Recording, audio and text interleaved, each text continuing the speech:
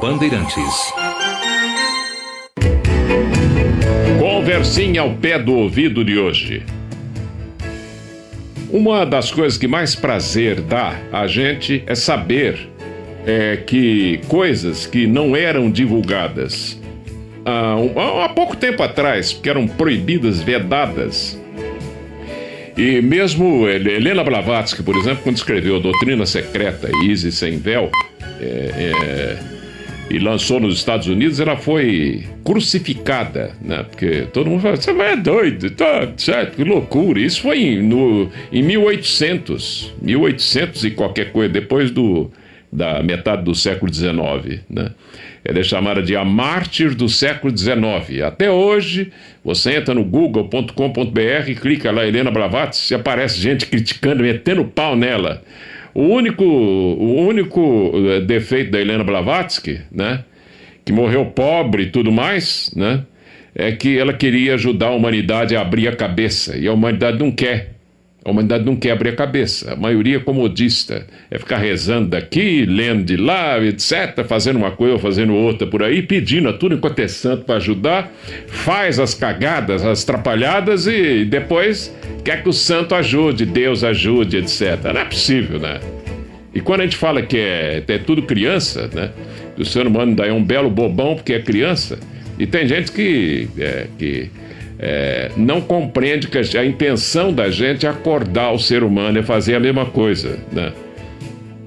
Felizmente, hoje em dia, não dá para você crucificar tanto as pessoas, como no caso de Blavatsky, né? Que o povo hoje está mais esperto.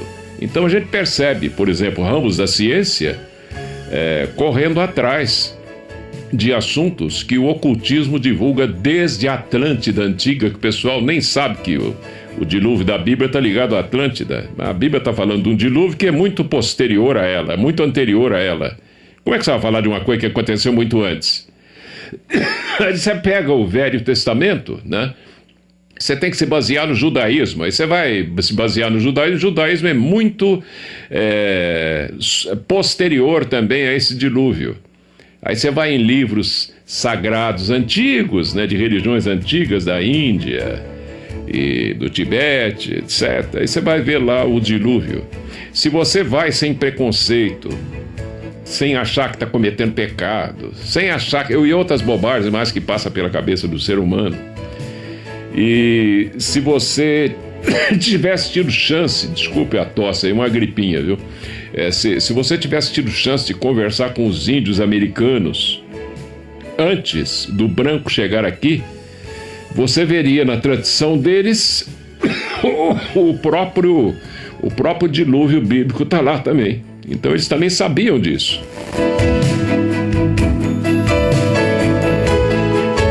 Os índios sabiam disso muito bem, né? Então, por exemplo, dá um prazer muito grande a gente saber que os universos paralelos são objeto da física hoje, a física quântica, né? E eles estão, por exemplo, no livro Quem se Atreve a Ter Certeza, do professor Dr. José Pedro Andretta e sua esposa Maria de Lourdes Andretta. Ele que é professor livre-docente de física da Universidade de São Paulo e do campus de São Carlos, né? Tá aqui, ó, na página 127, os nossos universos paralelos. Lá fora não existe nenhuma qualidade, somente o caos. Tudo acontece realmente em algum lugar dentro de nós. No que tá certo, porque todas as escolas iniciáticas antigas remetem para dentro do ser humano e não para fora, né? O ser humano é que não é consciente dessas coisas, ele fica procurando um Deus externo, né? Um livro que possa orientá-lo de tal forma que ele lendo aquele livro ele resolve todos os problemas dele e o mundo está cada vez pior. Não está resolvendo desse jeito. Será que não dá para experimentar de outro, né? Ele cita, por exemplo, Fritz Kahn, que foi moda no ano de 1950. Eu me lembro, eu também li livro do Fritz Kahn, né? E o mundo exterior e a realidade, os estímulos que a gente recebe, né? E o que provoca a gente para o mental. Componentes dos nossos universos, está na página 135 do livro do professor Andretta. A origem quântica dos elementos microscópicos, como é que surgem. Apesar de não bater com com o que a gente conhece do esoterismo, não tem importância, porque o esoterismo, por exemplo, não chama de elementos, e sim elementais. Elementais são seres vivos, inteligentes, que manobrados por quem de direito, ou aquele que cria universos, né? Eles se agrupam e formam esses 144 mil universos paralelos da tradição da teosofia.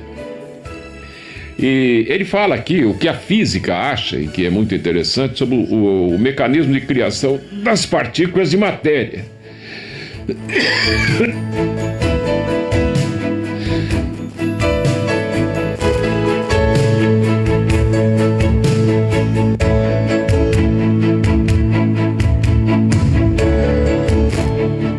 Vamos tentar continuar aqui, não está fácil. Mas a criação dos corpos macroscópicos, né, e outras coisas mais. Por exemplo, na página 145, os aspectos do sentir nos nossos universos, né? A Helena Blavatsky escreve na Doutrina Secreta que um lápis que cai em cima de uma mesa, o ruído reverbera em Alfa de Centauro a 1 ano-luz de distância da Terra, né? E, no entanto, você imagina essa barulhada que a gente faz aqui nesse globo Terra. Para onde vai tudo isso, né? O ser humano é ignorante com relação a essas coisas e não quer aprender, pelo jeito. A maioria não quer, né? Felizmente, hoje já há milhões de pessoas interessadas nessas coisas. É só você buscar por aí, até na própria internet, pesquisar.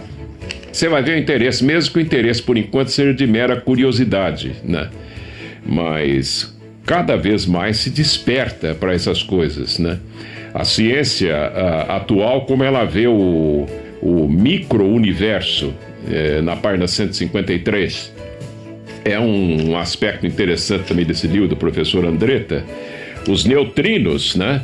Aliás, cientistas, se não me engano, japoneses e uns outros aí que não me lembro a nacionalidade, ganharam o prêmio Nobel, porque conseguiram prender os neutrinos aqui num tanque com água pesada, o H3O, que eles colocaram. Porque os neutrinos saem do Sol, atravessam a Terra diametralmente e aparentemente não deixam nada aqui. Será que não deixam, né? Ou estão cooperando para que haja uma grande mudança aqui, ou quem sabe até a própria ressonância Schumann não aconteça também devido a isso. Vai saber, né? Como é que você pode falar sobre isso, né? E mesmo que a gente tivesse autorização ou conseguisse desenvolver esse assunto mais, eu acho que tem muita coisa vedada ainda no esoterismo, né? Ninguém iria entender coisa alguma, né? Porque isso parece fantasia de louco, né? Na cabeça de louco, com relação à evolução do ser humano na face da Terra e nesses 144 mil universos paralelos.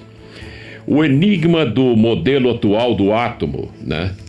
Tem gente que acha hoje em dia, e até critica os gregos, como se houvesse chance de você criticá-los 2000 e tantos anos depois, ou bem mais, né? Aqueles atomistas gregos, né? Demócrito, por exemplo, e outros, que falavam do stoicheion. E tem gente hoje em dia que acha que o átomo dos gregos era esse átomo nosso aqui. Não. Eles buscavam a menor partícula da matéria, que é o que a ciência está buscando hoje, ou não? É o que a ciência está buscando hoje, a menor partícula da matéria. Quem sabe? O Vaticano está lá com olheiros, cientistas, em CERN, na Suíça, porque quem sabe descobre-se coisas interessantes que venham a mudar o rumo das religiões todas. E aí, como é que fica, né? Se você descobrir uma partícula pequenininha, né? E que nela tenha um esclarecimento maior sobre a vida cósmica, e como é que fica, né? Como é que ficam as religiões, né? E muita coisa está até enrustida em livros sagrados das próprias religiões. A própria Bíblia traz muito mistério que o melhor analista e exegeta da Bíblia não consegue compreender. Mesmo porque as traduções bíblicas não correspondem à realidade, né? Tem palavras que não tem no grego e que estão em hebraico. A primeira Bíblia é em hebraico. Quando você verte a primeira Bíblia em hebraico para o grego, você tem que inventar certas coisas, porém já começa a deturpação. Quando você passa para o latim, né, tem em latim coisas que não tem no hebraico, mesmo que o latim seja também, de certa forma, filhote do grego, né? Basta dizer que aqueles que pesquisam sabem muito bem que os radicais, né, greco-latinos, que antigamente estudava mais, hoje em dia o pessoal não dá tanta importância, e que dá sentido, dá bastante sentido à vida hoje em dia, se você for pesquisar neles, né? No livro do professor Andretta, professor Andretta, né, justamente hoje que eu estava planejando de falar mais aqui, essa tosse com essa gripe está atrapalhando tudo aqui, mas vamos assim mesmo. O novo conceito de espaço vazio, né? A ciência hoje em dia sabe que não há vazio no espaço. Se não há vazio, nada não existe. Mas em lugar do nada, o que existe então? O que é isso, né? Você vai no esoterismo, está lá. Você estuda nesses livros antigos, nas escolas esotéricas, e te explica o que há lá, né? Por exemplo, hoje se confunde muito ainda um estado radiante da matéria com alguma coisa parecida com a caixa, com éter dos esotéricos. Um dia a ciência vai entender aquilo que livros como livros antigos hindus ensinavam, onde você pega... por exemplo, um deles, as instâncias de Dzyan, né, falam que houve um momento em que um átomo de prana se dividiu em dois, ou Forhat Kundalini, né, e um raio, a energia liberada dali foi tão grande, né, que dois raios, um vermelho e outro verde, riscaram os céus. E a partir daí os universos foram surgindo. Dá para entender um negócio desse? Não dá, né? Mas, no entanto, está escrito lá. Se você for decodificando, e a ciência que vai fazer isso, você vai entendendo até onde o pessoal quer chegar, até onde o esoterismo quer chegar. Aí é onde a física está chegando nesse momento. Os processos de criação e destruição, o professor Andretta trata disso, né? Na página 181, por que as coisas são construídas e destruídas? Aliás, tudo que é construído por uma questão de oposição tem que ser destruído mais tarde, ou não? Tudo que nasce, cresce, dá frutos, e envelhece e morre. Isso é um processo natural e lógico, portanto, né? O universo dual, aquilo que a gente comenta sempre aqui, ou a polaridade, né? Sempre o eterno alfa e ômega. E se a gente fizer a comparação, por exemplo, com o que disse Cristo, o que Cristo falou? Eu sou o alfa e o ômega. Ninguém chega ao Pai sem passar por mim, ele queria dizer. O mundo mental não existe sem polaridade, sem positivo e negativo, bem e mal, certo e errado, bonito e feio e tal. Se você entender esse jogo, você está passando por mim. Ou você está passando pelo Cristo, ele veio para mexer com a cabeça das pessoas. Aí você chega ao Pai, que é o mundo da intuição, né? Onde você obtém conhecimento direto, né? E não há que ficar pensando a respeito daquilo. A sua razão aceita como verdadeiro e acabou, né? A relatividade de tempo e espaço, né? Nós dizemos também que é forma, tempo e espaço. Mas é um prazer saber dessa aproximação da física com o esoterismo, a teosofia de uma forma geral, né? Parabéns de novo, professor Andretta, pelo seu livro. Ele está escrevendo mais 2, né? E assim que esses livros estiverem à venda por aí, nós com prazer iremos divulgá-los aqui. O livro do professor Dr. José Pedro Andretta e Maria de Lourdes Andretta, esposa dele, Quem se atreve a ter certeza, a realidade quântica e a filosofia. Esse livro é da editora Mercúrio, né?